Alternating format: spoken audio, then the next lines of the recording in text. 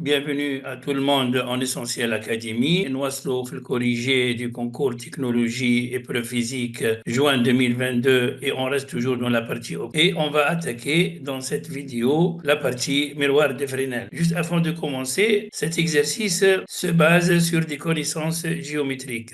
L'exercice, le dispositif interférentiel des miroirs de Fresnel est formé par deux miroirs plans identiques M1 et M2 présentant une arête commune delta passant par O et faisant entre eux un angle alpha très faible. Il est éclairé par une source ponctuelle et monochromatique de longueur d'onde lambda 0 dans le vide, placée à la distance DSO de delta, figure 7. Voilà la figure 7. Ça, c'est l'angle alpha que font les deux miroirs M1 et M2. Ça, c'est la source S. Et ça, c'est la distance D à l'arête. L'arête, il y a l'intersection entre les deux miroirs M1 et M2 présentée par le point O. L'année, نجو بعيد شوية à l'arête d'une distance L ونحطوا un axe. Ça, c'est ce qu'on appelle l'écran. O', c'est le centre de l'écran et O représente l'arête. On note S1 et S2 les images de S par rapport à M1 et M2 respectivement. يعني ناخذوا M1 هذه S1 هي l'image de S par rapport à M1 et S2 c'est l'image de S par rapport à M2. On observe les interférences sur l'écran perpendiculaires au plan médiateur S1 et S2 et placées à la distance L égale au O'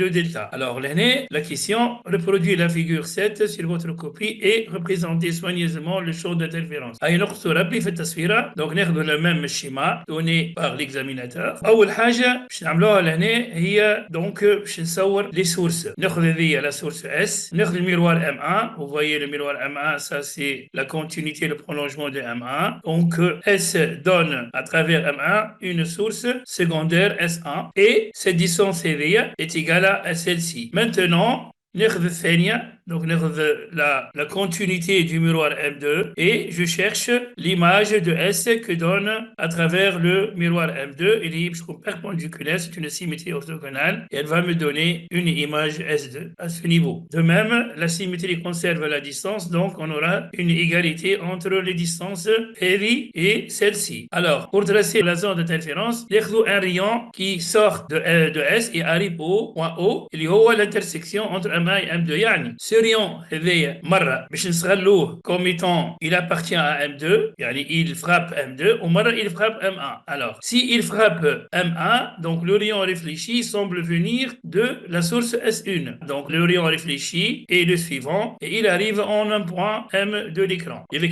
le rayon هذايا il frappe M2 donc le rayon réfléchi semble venir de S2. Il va me donner celui-ci. Il faut faire attention à ce niveau que OM1, le plan OM1 ou le miroir OM1 n'a pas une étendue infinie. Je dois tenir compte du rayon qui frappe l'extrémité M1.